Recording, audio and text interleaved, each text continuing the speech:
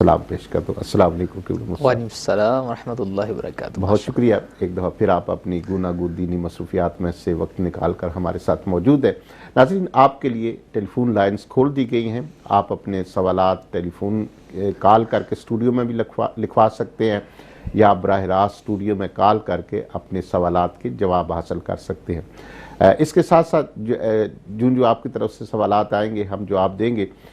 ہم نے ایک سلسلہ شروع کر رکھا ہے علم العقائد پر، جو ہے وہ سوالات کچھ ہم نے تیار کیے ہیں اور قبلہ مصطفیٰ کی خدمت میں پیش کر رہے ہیں۔ اور آج کل پہلے آپ نے جس طرح دیکھا، پہلے 2-3 پروگراموں میں ہم نے اپنے مالک، اپنے خالق، اپنے رازق، اپنے اللہ رب العزت جو ہم سب کا حقیقی مالک اور ہمارا رازق ہے، ہمارا پروردگار ہے، اللہ کی ذات اقدس کے بارے میں جو ہمارے عقائد ہونے چاہیے، جو جس طرح ہمیں اللہ کی ذات کے ساتھ جو ہے وہ اپنی محبتوں کا، اور جس طریقے سے اللہ کی ذات کے ساتھ جو ہے وہ ہم نے اپنے عقیدے کا اظہار کرنا ہے، اس پر ہم گفتگو کر رہے تھے۔ پچھلے پروگرام میں ہم جو اللہ رب العزت نے کتابیں اتاری ہیں ان پر ہم نے گفتگو کا سلسلہ شروع کیا تھا، تو آج بھی اسی سے ہم آغاز کریں گے۔ لیکن جو ہی آپ کی کال آئے گی ہم انشاءاللہ تعالی آپ کی کال کو ترجیح دیں گے، اور آپ کا سوال جو ہے وہ آپ ٹیکسٹ میسج کے ذریعے بھی کر سکتے ہیں، اسٹوڈیو میں بھی لکھوا سکتے ہیں، تو آپ کے سوال کو جو ہے وہ اہمیت دیں گے، اولیت دیں گے، اور آپ کا سوال قبلہ مصطفیٰ کے سامنے رکھیں گے۔ قبلہ مصطفیٰ، پچھلے پروگرام میں ہم نے جو ہے کلام الہی اس کے بارے میں گفتگو کی، تو آج اسی سے آغاز کرتے ہیں۔ ایک تو یہ ہمارے ناظرین کو بتائیے کہ کلام الہی کی کتنی کتب ہیں اور ان کے نام کیا کیا ہیں؟ ماشاءاللہ، اللہ تعالیٰ عز و جل آپ کا یہ پروگرام قبول بھی فرمائے۔ جو آپ نے سوال کیا کہ کلام الہی کتنی کتب پہ نازل ہوا، تو کلام الہی یعنی اللہ تعالیٰ عز و جل کی سپیچ جو ہے وہ 4 کتابوں کی فارم میں نازل ہوئی، اور اس کے علاوہ اور بھی اسکرپچرز، صحائف نازل ہوئے انبیاء پر، لیکن 4 کتابیں بڑی مشہور ہیں، جیسے تورات ہے، انجیل ہے، زبور ہے اور قرآن پاک۔ سبحان۔ تورات جو ہے حضرت سیدنا موسیٰ علیہ السلام پر نازل کی گئی، اور زبور شریف حضرت سیدنا داؤد علیہ السلام پر نازل کی گئی، اور انجیل شریف یہ حضرت عیسیٰ علیہ السلام پر نازل کی گئی، اور قرآن میرے آقا کریم علیہ السلام حضرت محمد مصطفیٰ صلی اللہ تعالیٰ علیہ وسلم کی ذات پاک پر نازل کیا گیا۔ یہ ہے اللہ تعالیٰ عز و جل کا کلام جو 4 بکس کی فارم کے اندر ہمیں ملا، اور وہ ان انبیاء کرام پر نازل ہوا، اور ہمارا چاروں پر ایمان ہے۔ چاروں کتابوں کو ہم اللہ تعالیٰ عز و جل کا کلام کہتے ہیں اور چاروں کو مانتے ہیں۔ اور آج جدید فارم کے اندر یہ کتابیں موجود ہیں، نام ان کے شاید انگلش میں بدل گئے۔ انجیل کو بائبل کہتے ہیں، اور زبور کو سیمز کہا جاتا ہے، اور جو تورات شریف کو تورا کہا جاتا ہے، اور قرآن کو قرآن ہی کہتے ہیں انگلش کے اندر بھی۔ لیکن اور دیگر جو کتابیں ہیں ان کے اندر تھوڑی سی چینجنگ ہوئی، اور بعض جگہوں میں بہت سی بھی چینجنگ ہوئی، لیکن قرآن پاک یہ تبدیلی سے پاک ہے، اس میں زبر زیر پیش اور کسی طرح کی تبدیلی نہیں ہو سکتی۔ کیوں؟ دیگر کتابوں کی ذمہ داری اللہ تعالیٰ عز و جل نے امتوں پر ڈال دی، امتوں کے سپرد کر دی تھی، اور ان سے وہ حفاظت نہ ہو سکی، جبکہ اللہ تعالیٰ عز و جل نے قرآن پاک کی حفاظت کا ذمہ خود لیا، اور قرآن میں فرمایا اِنَّا نَحْنُ نَزَّلْنَا الذِّكْرَ وَإِنَّا لَهُ لَحَافِظُونَ، ہم نے ہی یہ قرآن نازل کیا ہے اور ہم ہی اس کی حفاظت کرنے والے ہیں۔ الحمدللہ عرصہ گزر گیا، قرآن کے اندر کئی طرح کی تبدیلی اور تحریفات اور چینجنگ کی کوشش بھی کی گئی، ہزاروں کوششیں ناکام رہیں، اور اس کی آج تک حفاظت رہی، اور قیامت تک یہ محفوظ ہمارے پاس اللہ کا کلام رہے گا انشاءاللہ عز و جل، اور قرآن محفوظ رہے گا کیونکہ اس کی ذمہ داری رب تعالیٰ عز و جل کے ذمہ کرم پر ہے۔ جی قبلہ مصطفیٰ، کچھ صحیفوں کا ذکر آتا ہے، ایک تو ہمیں یہ بتائیے کہ یہ آسمانی صحیفہ کیا ہوتا ہے اور یہ کن انبیاء یا پیغمبروں پر نازل کیے گئے؟ جی، صحائف اسکرپچرز اس کی انگلش میں ترجمہ ہے، صحیفہ جو ہے یعنی کسی کاغذ کی شکل میں کوئی چیز نازل کی جانا، صحیفہ کی شکل میں یعنی اسکرپچرز کی شکل میں کوئی چیز نازل کی گئی۔ حضرت ابراہیم علیہ السلام پر صحائف نازل ہوئے، حضرت زکریہ علیہ السلام اور دیگر انبیاء پر صحائف کو نازل کیا گیا، سلیمان علیہ السلام پر صحائف نازل کیے گئے، کسی پر 6، کسی پر 20، کسی پر زیادہ، کسی پر 90، مختلف اس کی تعداد ہے۔ یہ صحائف، ان پر بھی ہمارا ایمان ہے، لیکن آج صحائف وہ ہمارے پاس محفوظ شکل میں نہیں ہیں، لیکن ہمارا ایمان ضرور ہے اللہ تعالیٰ کہ ہماری کتب میں یہ لکھا ہے، اس لیے ہم مانتے ہیں کہ صحائف کو نازل کیا گیا۔ صحیح۔ آپ نے کتابوں کا ذکر کیا، تھوڑا بہت آپ نے بتایا بھی، تو کیا یہ جو پہلے نازل کی گئی کتابیں آج اپنی اصلی شکل میں موجود ہیں؟ یہ نبی کریم صلی اللہ علیہ وسلم کے دور کے اندر خود کچھ لوگوں نے اس میں تحریفات اس وقت ہی کر دی تھیں، قرآن میں خود موجود ہے، قرآن خود اس تحریف کی یعنی چینجنگ کی خبر دیتا ہے۔ اور اس کے بعد حالانکہ وہ دور تو بڑا قربت کا دور تھا، اور حالانکہ جان بوجھ کے وہ نبی کریم صلی اللہ علیہ وسلم کی نشانیاں جو آخر زمان نبی کی آئی تھی وہ مٹاتے تھے اور بدلتے تھے، پیسے لیتے تھے، قرآن اس کی خبر دیتا ہے، اس پر ہمارا ایمان ہے کہ اس میں تحریف ہوئی۔ اس کے علاوہ اس کے بعد اور تحریفات ہوتی رہیں، لیکن ہم بالکلیہ ان کا انکار نہیں کر سکتے، ہمارا ایمان ہے۔ بائبل یعنی جو انجیل ہے اس کو ہم مانتے ہیں، سیمس کو مانتے ہیں، توراہ کو مانتے ہیں، لیکن جو اس میں جو تبدیلیاں ہوئیں ان سے ہمارا کوئی تعلق نہیں۔ ہم ان کتابوں کو مانتے ہیں، ہم تحریفات پہ ہمارا کوئی ایمان نہیں ہے، اور جو چیزیں اصل میں موجود ہیں، اصل ہیں، اور ان پر ہمارا ایمان ہے، اس کا ہم انکار نہیں کر سکتے۔ جی کیونکہ صاحب اگلا میرا سوال یہ ہے کہ اگر کوئی یہودی یا عیسائی ان کتابوں کی کوئی بات پیش کرے تو کیا ہم اسے مانیں گے یا انکار کر دیں گے؟ اگر کوئی عیسائی، کرسچن یا جیو ان کتابوں سے کوئی بات پیش کرتا ہے، سب سے پہلے ہم دیکھیں گے کہ یہ جو بات پیش کر رہا ہے یہ ہمارے قرآن کے مطابق ہے یا نہیں۔ اگر ہمارے قرآن کے مطابق ہے، وہ قرآن میں موجود ہے، کیونکہ قرآن مصدق لما فیہ، جو بھی چیزیں آئیں ان کتابوں کے اندر ان کی تصدیق کرنے والا ہے۔ ہم قرآن پر پیش کریں گے، اور قرآن اگر اس کی تصدیق کرتا ہے یعنی وہ قرآن کے مطابق ہے، اکارڈنگ ٹو دا قرآن ہے، then we will accept۔ اگر وہ قرآن کے مخالف ہے، وہ بات جو یہودی یا عیسائی ان کتابوں کا حوالہ دے کر پیش کرے گا، تو وہ ہم بالیقین یہ کہیں گے کہ یہ ان تحریفات میں سے ہو سکتا ہے، کیونکہ یہ ہمارے قرآن کی تعلیمات کے مخالف ہے، اور قرآن اللہ کا کلام ہے، اور اللہ کا کلام ایک دوسرے سے کنٹراڈکٹ نہیں کر سکتا، کنفلکٹ پیدا نہیں ہو سکتا۔ تو اگر اس آج کے دور میں کوئی چیز ہمیں مثلا عوام ہے، وہ قرآن کے احکام کو بھی بعض اوقات نہیں جانتی، ان کو کیا پتہ یہ قرآن کے مطابق ہو گئی نہیں ہوگی، تو ان کے لیے آسان کلیہ یہ ہے، اگر کوئی یہودی یا عیسائی کوئی بات ان کتابوں کا حوالہ دے کر آپ پیش کریں، آپ نہ ریجیکٹ کریں نہ آپ ایکسیپٹ کریں، بلکہ آپ کہیں آمنت باللہ وملائکتہ وکتبہ ورسلہ، میں اللہ پر ایمان لایا، میں اس کی ساری کتابوں کو مانتا ہوں، میں اس کے فرشتوں پر ایمان رکھتا ہوں، میں تمام رسول کو مانتا ہوں، یہ بات کہہ کر آپ کا چھٹکارا ہو جائے گا۔ آپ اگر ریجیکٹ کریں گے، آپ اگر کوئی ایکسیپٹ کریں گے، شاید آپ، کیونکہ آج کل اتنا علم اور نالج نہیں ہوتا، آپ کو تو قرآن کے متعلق بھی پورا نالج شاید نہ ہو، لہذا آپ نہ ایکسیپٹ کریں نہ ریجیکٹ کریں، بلکہ آپ کہیں میں اللہ اور اس کی کتابوں پر ایمان رکھنے والا مسلمان ہوں۔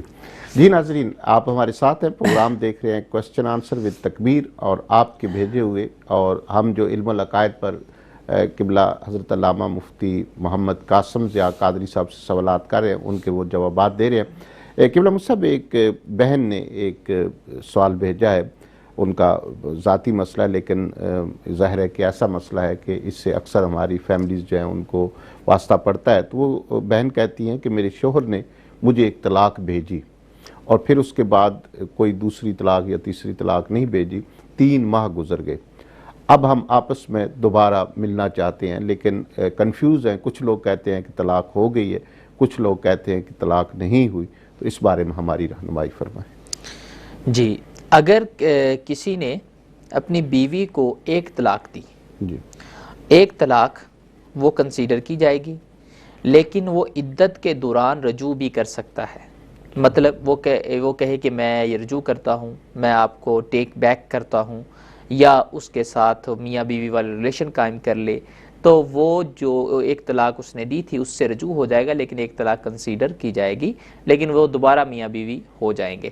یہ عدت کے دوران ہے۔ عدت ہوتی ہے عورتوں کی، جو مطلقہ عورتیں ہوتی ہیں ان کی عدت ہے 3 حیض، 3 منتھلی سائیکل۔ قرآن میں اللہ تعالیٰ نے خود قرآن میں ارشاد فرمایا وَالْمُطَلَّقَاتُ يَتَرَبَّصْنَ بِأَنفُسِهِنَّ ثَلَاثَةَ قُرُوءٍ، جو مطلقات عورتیں ہیں جن کو ڈیورسڈ ہو جاتی ہے، ڈیورسڈ وومن جو ہیں، وہ اپنے آپ کو 3 منتھلی سائیکلز تک روک کے رکھیں، یعنی کہ ان کی عدت 3 منتھلی سائیکل ہے۔ 3 منتھلی سائیکل کے اندر اگر ایک طلاق دینے والے نے ٹیک بیک کر لیا فابیہا، ٹھیک ہے، لیکن اگر 3 منتھلی سائیکل گزر گئے تو اب اس کا نکاح ٹوٹ جائے گا، نکاح اب ٹیک بیک نہیں کر سکتا۔ اب اگر دوبارہ ملنا چاہتے ہیں تو بہت ایزی وے ہے، نکاح کر کیونکہ لیں۔ یہ کہہ رہے ہیں کہ 3 ماہ گزر گئے ہیں۔ ہاں 3 منتھلی سائیکل اگر گزر گئے، عموماً 3 ماہ میں ہی 3 منتھلی سائیکل آتے ہیں، 3 منتھلی سائیکل اگر گزر گئے ہیں تو یہ دوبارہ نکاح کر لیں۔ نکاح کا آسان طریقہ ہے، 2 گواہوں کی موجودگی میں مہر کو مینشن کر کے دونوں آپس میں کہیں کہ ہم نے ایک دوسرے سے نکاح کیا، تو دونوں فیملیاں بیٹھ جائیں اور دوبارہ نکاح ہو جائے، تو ایک طلاق تو کنسیڈر ہوگی، لیکن دوبارہ نکاح ہو کے یہ آپس میں مل سکتے ہیں۔ یہاں پر لوگوں کو شبہ ہوتا ہے، مجھ سے تو بار بار لوگوں نے کویسچن کیا ہے جی وہ حلالے وغیرہ کی ضرورت تو نہیں؟ اور بھائی 3 طلاقیں نہیں ہوئیں، یہ ایک طلاق ہوئی ہے، اس میں کوئی ایسا زیادہ کنفیوژن میں پڑنے کی ضرورت نہیں ہے۔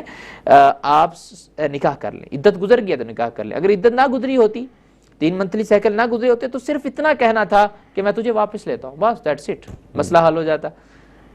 جی میری بہن، یقیناً آپ کو قبلہ مجھ صاحب کے جو آپ سے رہنمائی مل گئی ہوگی۔ آسمانی کتابوں پر گفتگو ہم کر رہے ہیں علم العقائد کے حوالے سے، لیکن جو ہی آپ کا سوال آتا ہے ہم فوراً اس کی طرف جاتے ہیں۔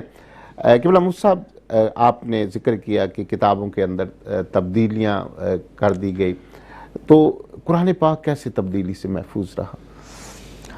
جی ماشاءاللہ، بہت امپورٹنٹ کوسچن ہے آپ کا۔ قرآن پاک اللہ تعالیٰ عز و جل کی کلام میں سے آخری سپیچ ہے، جو نبی کریم صلی اللہ علیہ وسلم، نبی آخر الزمان، خاتم النبیین کی ذات والا برکات پر نازل کیا گیا، اور دیگر کتابوں کی حفاظت اور ان کو محفوظ کرنے کی ذمہ داری اللہ تعالیٰ عز و جل نے امتوں کو دی تھی، اور امتیں اس کی حفاظت نہ کر سکیں۔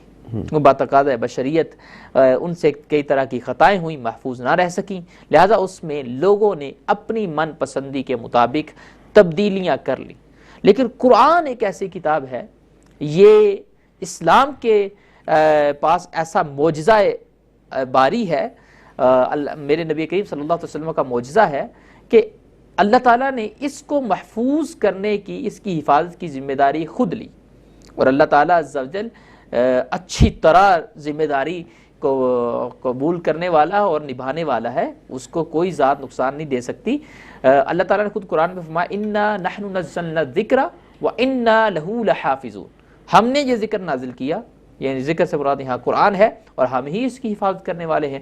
جب رب تعالیٰ نے حفاظت کی ذمہ داری لے لی تو اب کوئی مخلوق اس میں رد و بدل تبدیلی کر ہی نہیں سکتی۔ دوسری بات، قرآن ایک ایسی کتاب ہے، اس کا زندہ معجزہ ہے کہ پہلی کتابیں جو تھی جتنی بھی نازل ہوئیں، اسکرپچرز آئے، صحائف آئے، زبور، تورا، انجیل، یہ صرف انبیاء کو یاد ہوتی تھی، زبانی یاد وہی کر سکتے تھے، لیکن قرآن ایک ایسا میرے آقا کریم علیہ السلام کا معجزہ ہے، اور اس کا آج زندہ ایک معجزہ ہے کہ اس کو اس امت کا بچہ بچہ حفظ کر رہا ہے، اس کو یاد کر رہا ہے۔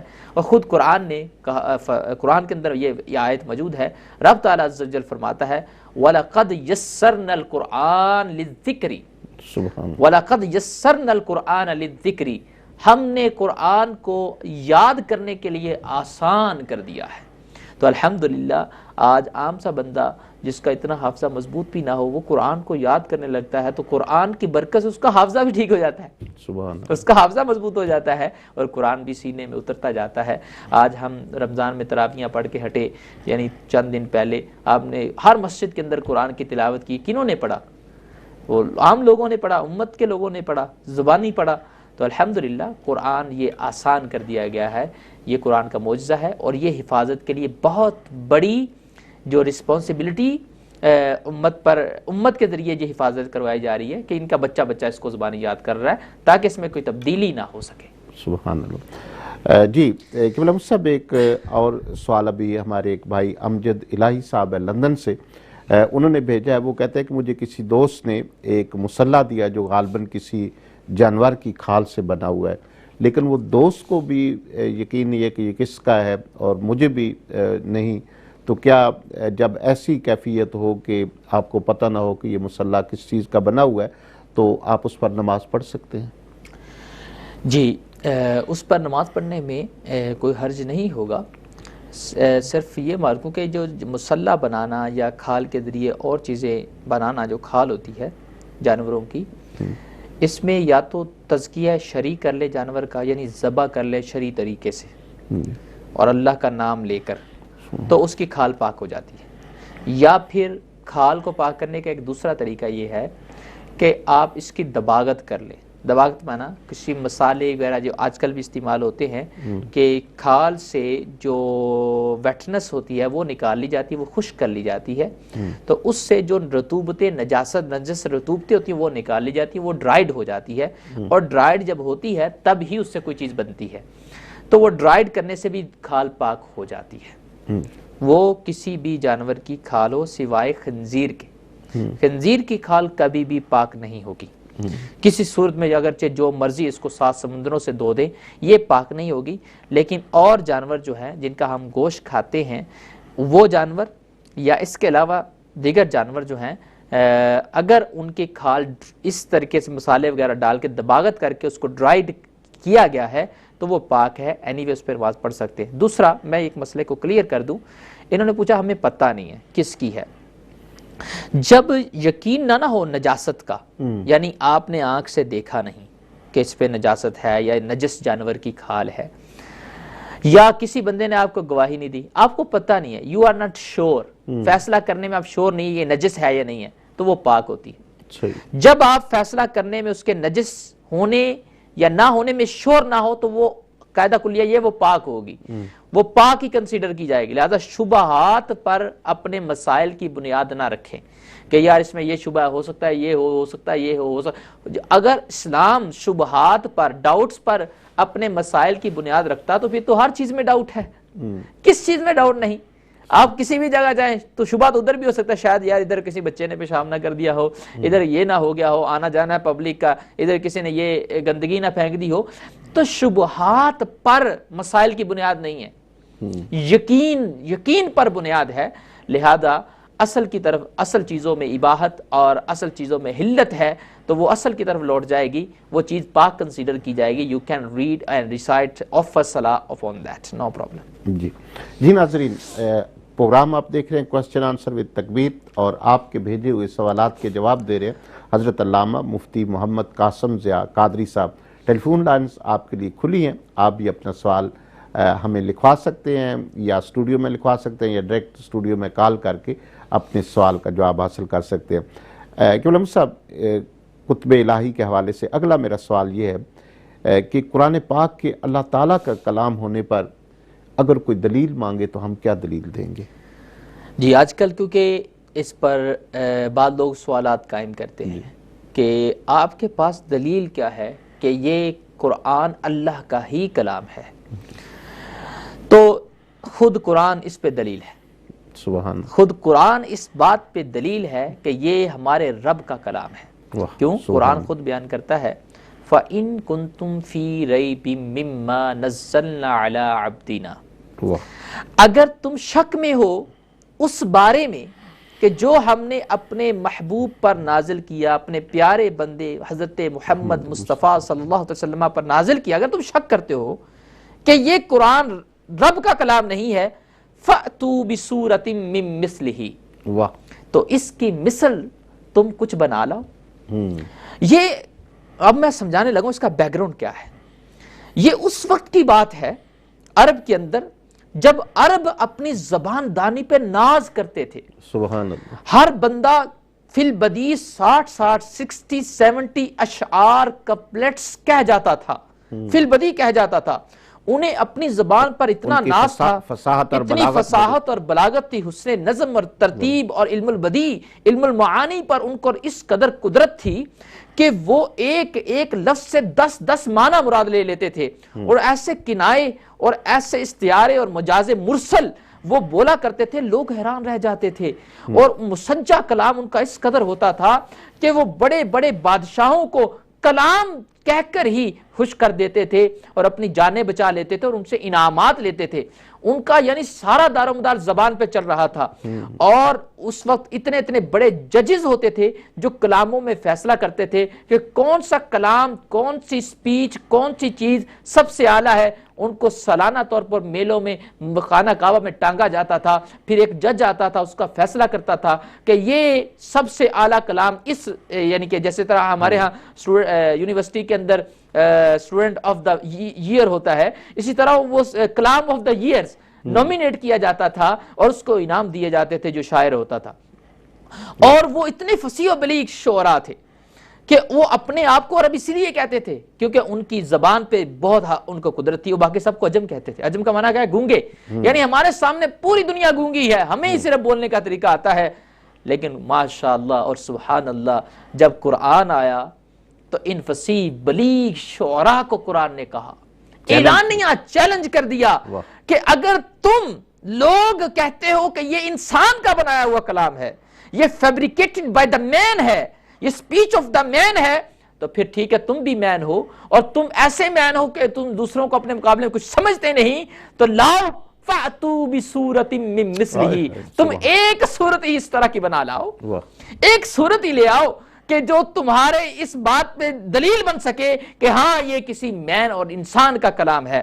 اور دیکھا گیا پوری تاریخ اسلام اس بات پہ گواہ ہے، قرآن نے جب ان کو چیلنج کیا ان سے یہ چیلنج پورا نہ ہو سکا، وہ انہوں نے یہ چیلنج قبول نہیں کیا، 7 جنگیں ضرور لڑیں، انہوں نے کہا ہم بدر میں جنگ لڑ سکتے ہیں، جانیں دے سکتے ہیں، احد کے میدان کو مارکا ہم کر سکتے ہیں، اور دیگر جنگ یمامہ میں ہم جا سکتے ہیں، اپنے نوجوان قتل کروا سکتے ہیں، ہم یہ سب کچھ کرنے کے لیے تیار، ہمارے لیے آسان یہ ہے، لیکن قرآن کی مثل ایک صورت لانا ہمارے لیے بہت مشکل ہے، یہ آسان نہیں ہے۔ اور انہوں نے مانا، خود بڑے بڑے کفار جب ابو جہل جیسے، ابو لہب جیسے جب نجی محفلوں میں اکٹھے ہوتے تھے، وہ کہتے تھے خدا کی قسم ہمیں اپنے بچوں سے بڑھ کر یقین، جتنا ہم نے بچوں پر یقین ہے یہ ہمارے ہی بچے ہیں، اس سے بڑھ کر یقین ہے کہ یہ کلام اللہ کا کلام ہے، یہ کلام اللہ کا کلام ہے، کیونکہ اتنا فصیح و بلیغ، اتنا حسن نظم و ترتیب والا کلام انسان نہیں کہہ سکتا۔ وَالضُّحَىٰ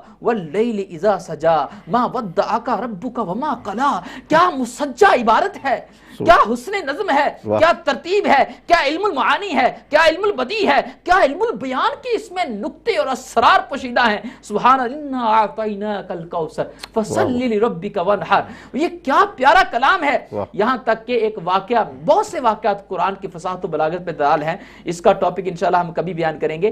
ایک دیہاتی، عربی دیہاتی تھا، اب دیہاتی جو بیڈوین میں ہوتے ہیں یہ اتنے زیادہ جانتے نہیں، جاہل ہوتے ہیں، لیکن ان کو بھی عرب کے اندر بڑا کلام کو پہچاننے کا طریقہ تھا۔ ایک صحابی قرآن کی ایک آیت پڑھ رہے تھے، فَاصْدَعْ بِمَا تُؤْمَرْ وَأَعْرِضْ عَنِ الْمُشْرِكِينَ، ایک آیت بلند آواز سے پڑھ رہے تھے۔ یہ دیہاتی کہیں بکریوں کو چرا رہا تھا، یہ سجدہ، روایت کے اندر الفاظ میں نے پڑھے، اس نے جیسے ہی یہ آیت اس کے کان میں پڑی یہ سجدے میں گر گیا۔ اسلام کو یہ نہیں جانتا تھا، صاحب اسلام محمد مصطفیٰ سے یہ واقف نہیں تھا، کسی اور شخصیت اسلام کو نہیں جانتا تھا، قرآن سے واقف نہیں تھا۔ Just he has listened the ayah, one verse of the Quran and straightway prostrate. اسی وقت اس نے سجدہ کر دیا۔ تو صحابی نے پوچھا، اے دیہاتی بتا تجھے سجدہ کرنے پہ کس چیز نے مجبور کیا؟ اس نے کہا مجھے سجدہ کرنے سے اس چیز نے مجبور کیا کہ جو تو نے کلام پڑھا اس قدر فصیح و بلیغ ہے، کسی انسان کا کلام ہو ہی نہیں سکتا، یہ کلام بشر میں سے ہے ہی نہیں۔ یعنی اس وقت کے دیہاتی لوگ بھی یہ فیصلہ کرنے کے ان کے لیے مشکل نہیں تھی کہ یہ کلام بشر نہیں ہے، یہ اللہ کا کلام ہے۔ اور یہ قرآن کا چیلنج اس وقت بھی تھا اور آج بھی ہے۔ میں حیران ہوتا ہوں ایسا ہے، لاکھوں کروڑوں ڈالر خرچ کیے جا رہے ہیں اسلاموفوبیا پر، لاکھوں کروڑوں تحریکیں اسلام کے مخالف بنائی گئی، اور کروڑوں آج تک ہوتا جا رہا ہے، سب لوگ واقف ہیں، پرنٹ میڈیا استعمال کیا جا رہا ہے، میڈیا استعمال کیا جا رہا ہے اور سوشل میڈیا استعمال کیا جا رہا ہے اسلام کے خلاف ڈاؤٹس کریٹ کرنے میں۔ ایک آسان حل ہے کہ اگر تم اسلام کے خلاف بڑا ڈاؤٹ کریٹ کرنا چاہتے ہو، ایک یہ کہ قرآن کے چیلنج کو ایکسپٹ کر لیں۔ کیا عرب کے اندر ان کی تحریکیں نہیں ہیں؟ عربی بولنے والے لوگ نہیں ہیں؟ کیا عربی پہ قادر نہیں ہیں؟ سب کچھ ہیں۔ تو قرآن کے چیلنج کو آج کیوں نہیں ایکسپٹ کر لیا جاتا؟ کیوں نہیں مانتے؟ اور پھر وہ قرآن کے مطابق ایک سورت چھوٹی سی بنا لائیں۔ یہ بنا نہیں سکتے، یہ اپنے ہاتھ چاروں یعنی چار زانوں چت کر کے گر گئے ہیں، اپنے ہتھیار ڈال دیے انہوں نے۔ جب قرآن کہتا ہے فَأْتُوا بِسُورَةٍ مِّن مِّثْلِهِ، لوگوں لاؤ کوئی ایک صورت ہی لے آؤ۔ اگر تم کہتے ہو قرآن یہ مین آف سپیچ ہے، ایک صورت بنا لاؤ، ایک آیت لے آؤ، ہم تمہیں مانے کے پتہ چل جائے کہ واقعی یہ مین آف سپیچ ہے یا یہ سپیچ آف اللہ عز و جل ہے۔ آج لوگ اس کو ہار چکے ہیں، قرآن کا چیلنج آج بھی زندہ باقی ہے، یہ قرآن کا زندہ معجزہ ہے۔ الحمدللہ ہمیں مسلمان ہونے پہ بڑا فخر ہے۔ سبحان اللہ تعالیٰ نے ہمیں اسلام دیا، ہمیں قرآن دیا، اس پہ بڑا فخر ہے کیونکہ ہمارا قرآن ہی قرآن کو ڈیفینڈ کر رہا ہے، ہمیں ڈیفینڈ کرنے کی حاجت نہیں ہے۔ ہمارا قرآن ہی قرآن کو ڈیفینڈ کر رہا ہے، ہمارا قرآن ہی اللہ کے وجود پر دلائل دے رہا ہے، ہمارا قرآن ہی میرے مصطفیٰ کریم علیہ السلام کی نبوت اور خاتم النبیین کی خاتمیت پر دار ہے۔ تو یہ ہمیں اس پہ بڑا پراؤڈ اور ہمیں فخر ہے۔ اللہ تعالیٰ عز و جل ہمیں مسلمان اور خاتمہ ہمارا ایمان پر فرمائے، آمین۔ کچھ کالر ہیں ہمارے ساتھ، دیکھتے ہیں کون ہے جی۔ السلام علیکم۔ وعلیکم السلام جی میری بہن کون اور کہاں سے؟ جی میں بریڈ فورٹ سے بول رہی ہوں، شناز نام ہے میرا۔ جی شناز بہن کیا سوال پوچھنا چاہیں گی قبلہ مجھ صاحب سے؟ جی سوال نہیں پوچھنا، ویسے مجھے نا ویڈنسڈے یا جمعراتی تکلیف ہو جانی ہے، اس طرح کی کو درد ہو جانا، تو میں کوئی پڑھنے واسطے مفتی صاحب اور دسو بھائی دسن کے پڑھنا چاہیے۔ جی میری بہن بہت شکریہ آپ نے کال کی۔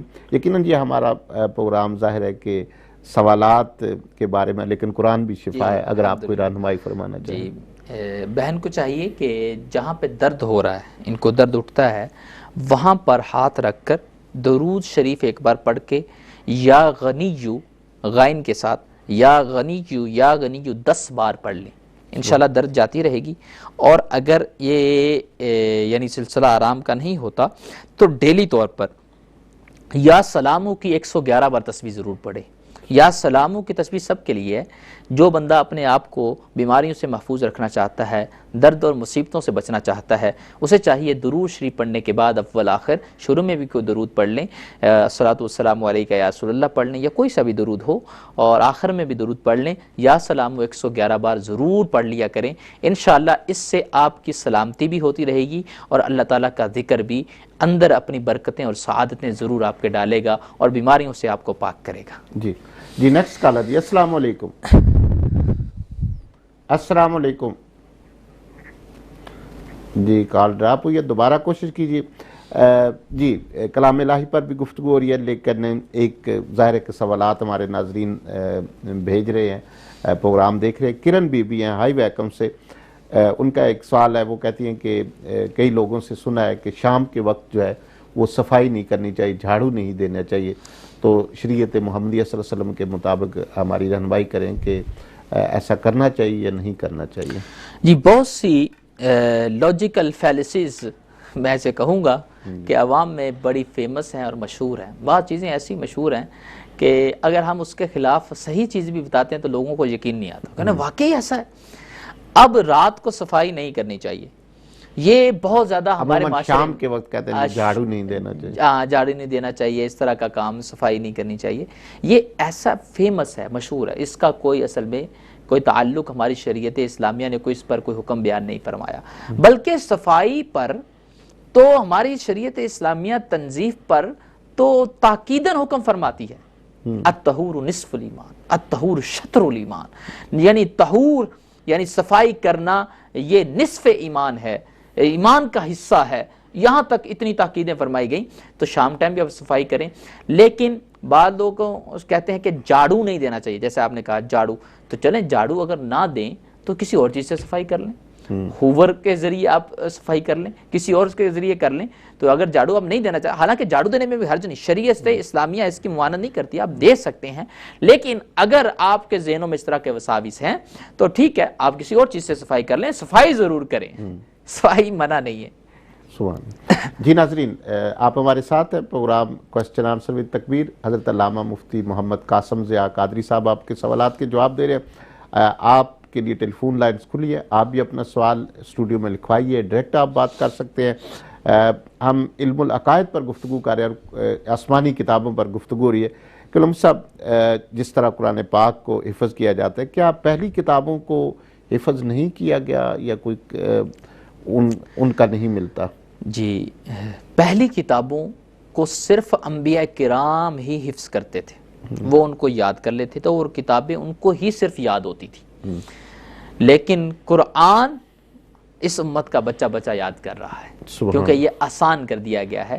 وَلَقَدْ يَسَّرْنَا الْقُرْآنَ لِلذِّكْرِ، ہم نے قرآن کو یاد کرنے کے لیے آسان بنا دیا ہے، تو یہ آسان بنا دیا گیا، یہ قرآن کا زندہ معجزہ ہے، ہمارے دلوں میں بھی اترتا جا رہا ہے اور اپنے فیض و برکات ہمارے دلوں میں ڈالتا جا رہا ہے۔ جی، یہ اگلا سوال ہے، محمد عمیر صاحب ہے، یہ کہتے ہیں کہ جاب پر ہم ہوتے ہیں تو کئی نمازیں جاب کے دوران آ جاتی ہیں، لیکن وقت کم ہوتا ہے، یعنی وہ اتنی اجازت ہوتی ہے یا ہم جلدی سے کسی دوسرے ساتھی کو کہہ کر فرض ادا کر لیتے ہیں، تو کیا گھر آ کر دوبارہ سنتیں اور نوافل پڑھ سکتے ہیں؟ حالانکہ اس نماز کا ٹائم جا چکا ہے، یعنی ان کی قضا کر سکتے ہیں یا کافی ہے جو ہم نے پڑھ لیا؟ جی، بہت اہم سوال کیا، کیونکہ یہاں سے لوگوں کو کس طرح کے مسائل درپیش ہیں۔ تو اگر آپ کے پاس فقط اتنا ہی ٹائم ہے کہ آپ فرائض پڑھ سکتے ہیں، فرائض پڑھ سکتے ہیں، تو آپ وضو کر کے فرائض ضرور پڑھ لیں، قضا نہ ہونے دیں۔ باقی رہا سنتیں پڑھنا، اور سنتیں اگر آپ کی رہ گئی ہیں یا نوافل آپ کے رہ گئے ہیں، بہتر یہ ہے کہ جو سنتیں موقدہ وہ نہ چھوڑیں، وہ بھی تھوڑا سا ٹائم نکال کے وہ بھی پڑھ لیں، جیسے ظہر کی 4 سنتیں ہیں، سنت موقدہ 2 بعد والی ہیں، وہ پڑھ لیں، لیکن اگر رہ گئی ہیں تو ان کی قضا نہیں ہے، نوافل اور سنن کی قضا نہیں ہے کہ آپ ان کو دوبارہ آپ کو شام کو پڑھنے پڑیں گے، ایسا نہیں، لیکن سنتیں موقدہ جو ہیں وہ نہ چھوڑیں، غیر موقدہ اور نوافل اگر آپ کے رہ بھی جاتے ہیں تو اس میں کوئی حرج نہیں ہے۔ جی، اگلا سوال ہے آسمانی کتابوں کے حوالے سے ہی، کہ کیا قرآن کی اور بھی تو آیتیں، ہاں جی، قرآن پاک کی کتنی آیتیں ہیں، اس کے بارے میں ذرا وضاحت کیجیے۔ قراءتیں کتنی، یعنی قراءتیں ہیں، قرآن پاک کی جو قراءتیں ہیں وہ 7 مشہور اور متواتر ہیں۔ قراءت کا معنی ہوتا ہے اس کے جو پڑھنے کے ویز ہیں، وہ 7 مشہور، اور جسے قراءت سبعہ بھی کہا جاتا ہے، قراءت عشرہ بھی مشہور ہیں، 10 قراءتیں مشہور ہیں، لیکن متواتر جو قراءتیں ہیں، متواتر وہ ہے 7۔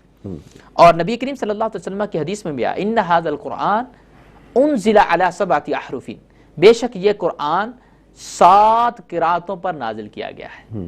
تو اس میں امت کی آسانی بھی ہے کہ مثلا یمن والے جو قراءت ان کے لیے آسان ہے، وہ قراءت وہ اس ایکسنٹ کے ساتھ اسے پڑھ سکتے ہیں، اور سیریا والے کے لیے جو قراءت آسان ہے وہ اس ایکسنٹ کے ساتھ پڑھ سکتے ہیں، اور جون سی قراءت جس علاقے کے لیے آسان سمجھی جاتی ہے وہ اس قراءت میں قرآن کو پڑھ سکتا ہے، اس میں کوئی حرج نہیں۔ یعنی یہ امت پہ آسانی کے لیے، نبی کریم صلی اللہ علیہ وسلم کی امت پر آسانی پیدا کرنے کے لیے قرآن کے ویز اور سٹائل آف دا ریسائٹنگ وہ 7 ہیں جو متواتر آئے، اور یہ سب کے سب حق ہیں، اور ان پہ شک بھی نہیں کرنا چاہیے، کسی طرح کا ڈاؤٹ یہ کفر کی طرف لے جا سکتا ہے۔ ہمارا ایمان ہے کہ قرآن کی متواتر 7 قراءتیں ہیں اور 10 مشہور ہیں، اس کے علاوہ اس پر ایمان لانا بھی ضروری ہے۔ اچھا، یہاں یہ سوال پیدا ہوتا ہے کہ کیا ان قراءتوں میں ظاہر ہے کہ ہر ملک کی، یا جس طرح آپ نے بتایا 7 ہے یا 10 ہے، تو الفاظ کی تبدیلی یا معنی کی تبدیلی اس میں ممکن ہے؟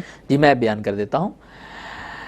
یہ قرآن کی جو 7 ویز آف ریسیٹیشنز ہیں، قرآن کے 7 قراءتیں ہیں، ان میں کہیں بھی معنی تبدیل نہیں ہوتا، معنی ایک ہی ہے، بلکہ کئی قراءتوں میں الفاظ بھی ایک ہی ہیں، الفاظ بھی بدلتے نہیں، اور کسی جگہ الفاظ مختلف ہیں لیکن معنی وہاں پر باقی ہے، اور الفاظ تھوڑے لیٹرز مختلف ہیں قراتوں کے اندر، ان لیٹروں کے اختلاف سے قرات بدلتی ہے، اس کا وے آف ریسیٹیشن بدلتا ہے، لیکن معنی ان کا ایک ہی ہے، معنی میں کوئی تبدیلی نہیں ہے۔ لہذا ہمارا ایمان بھی یہی ہے کہ قرآن کا سارا جتنے بھی قرآن کے وے آف سٹائلز ہیں پڑھنے کے، اور سٹائلز ہیں، ویز ہیں ریسیٹیشنز کے، یہ سارے کے سارے ایک دوسرے سے متحد ہیں، یہ کوئی اختلاف نہیں کرتے، کنٹراڈکٹ نہیں کرتے۔ اور کیونکہ قرآن اللہ کی سپیچ ہے تو کنٹراڈکٹ کیسے ہوگا، کنٹراڈکشن تو نہیں ہوگا۔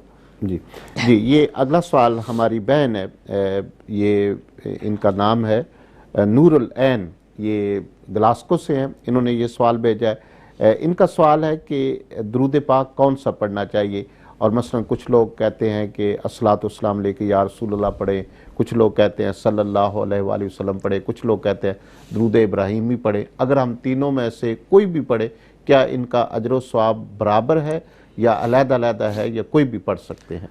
جی درود پاک کوئی سا بھی آپ پڑھیں، اور بہتر یہ میں مشورہ دوں گا کہ ایسا درود پڑھیں جس میں درود بھی ہو جائے، سلام بھی ہو جائے، کیونکہ قرآن نے ہمیں دونوں چیزوں کا حکم دیا ہے۔ قرآن کہتا ہے ان اللہ وملائکتہ یصلون علی النبی یا ایھا الذین آمنوا صلوا علیہ وسلموا تسلیما، بے شک اللہ اور اس کے فرشتے نبی کریم صلی اللہ تعالی وسلم پر درود بھیجتے ہیں، اور اے ایمان والو تم بھی درود بھیجو اور خوب خوب سلام ان پر پڑھو۔ سلو درود، اور سلمو سلام، تو ایسا درود پڑھا جائے جس میں درود بھی ہو، سلام بھی ہو۔ اور درود ابراہیمی ماشاءاللہ بہت ایکسیلنٹ درود ہے، اور لیکن اس میں سلام نہیں ہے۔ نماز کے اندر کیونکہ سلام ہم پہلے پڑھ لیتے ہیں، ایھا النبی جو علیہ السلام، جو پورے یعنی کہ التحیات شریف میں آتا التحیات للہ والصلوات والطیبات السلام علیک ایھا النبی، تو اس میں السلام علیک ایھا النبی ہم نے پڑھ لیا، سلام پہلے ہو گیا، بعد میں درود ابراہیمی پڑھ لیا، تو درود اور سلام دونوں اکٹھے ہو گئے، اکارڈنگ ٹو آیت عمل ہو گیا۔ لیکن جب آپ نماز کے باہر درود ابراہیمی پڑھیں گے تو آپ کو چاہیے کہ درود ابراہیم کے ساتھ ساتھ کچھ سلام کے صیغے بھی پڑھ لیں، تاکہ قرآن کی آیت پر عمل ہو جائے، درود بھی ہو جائے، سلام بھی ہو جائے۔ لیکن آسان اگر آپ درود پڑھنا چاہتی ہیں تو پھر آسان ہے الصلاۃ والسلام علیک یا رسول اللہ، اس میں صلاۃ درود بھی ہے، سلام بھی ہے، تو آیت پہ ایزیلی عمل ہو گیا۔ اس لیے الصلاۃ والسلام علیک یا رسول اللہ کہنے میں حرج نہیں ہے اور پڑھنے میں حرج نہیں، کیونکہ ہمیں درود اور سلام کا حکم ہوا، اور اس سیغے کے اندر، اس سنٹینس میں درود بھی ہے، سلام بھی ہے، تو اس کو پڑھ لیا جائے تو یہ زیادہ بہتر ہے۔ اللہم صلی علی سیدنا و مولانا محمد معدن الجود والکرم وآلہ وصحبہ وبارک وسلم، اس میں بھی درود اور سلام دونوں ہیں، پڑھ لیں۔ درود غوثیہ جسے کہا جاتا ہے، قادریوں کے وظیفے میں بھی شامل ہے، وہ اس کو پڑھ لیں۔ اس کے علاوہ کوئی سا بھی جس میں درود اور سلام ہو وہ آپ اپنا وظیفہ بنا لیں، ہم کسی سے نہیں روکتے۔ جو آپ کو جس طرح کا درود آپ کو آتا ہے، آپ کے لیے ایزی ہے، وہ پڑھ لیں۔ ان کا ثواب سب کا اجر ایک ہی ہے، درود اور سلام کا جو اجر ہے وہ کوئی سا بھی آپ سیگا پڑھیں گے وہی اجر آپ کو انشاءاللہ اس کا ملے گا۔ جی ناظرین، آپ بھی سوالات جس طرح ہماری بہنیں اور بھائی بھیج رہے ہیں، آپ کے بھی ذہن میں کوئی دین کے بارے میں کوئی بھی سوال ہو تو آپ وہ ضرور کر سکتے ہیں۔ کلام الہی کی قبلہ مصطفیٰ بات ہو رہی تھی، حال ہی میں ایک یہاں برٹش رائٹر انہوں نے کتاب لکھی ہے، اور انہوں نے اس کتاب میں ثابت کرنے کی کوشش کی ہے کہ قرآن خدا کا کلام نہیں ہے، اور دلیل جو انہوں نے دی ہے وہ یہ دی ہے کہ اگر یہ خدا کا کلام ہوتا تو اپنی آیات کے ذریعے ہی دوسری آیات کو منسوخ کیوں کرتا۔ تو اس میں انہوں نے تقریباً 500 سے زائد ایسی آیات کا حوالہ بھی دیا ہے، تو اس بارے میں آپ کیا رہنمائی فرمائیں؟ جی وہ کتاب میرے تک بھی پہنچی ہے، اس کا جواب بھی لکھا گیا، بڑے پازیٹیو طریقے سے ہم نے اس کا جواب دیا ہے، اور انشاءاللہ انگلش میں ابھی آ جائے گا۔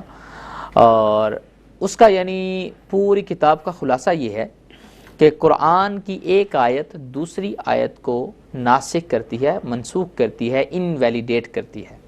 اگر قرآن سارا کا سارا اللہ کا کلام ہے تو یہ کنٹراڈکٹ ایک دوسرے کو انویلیڈیٹ کیوں کرتا ہے؟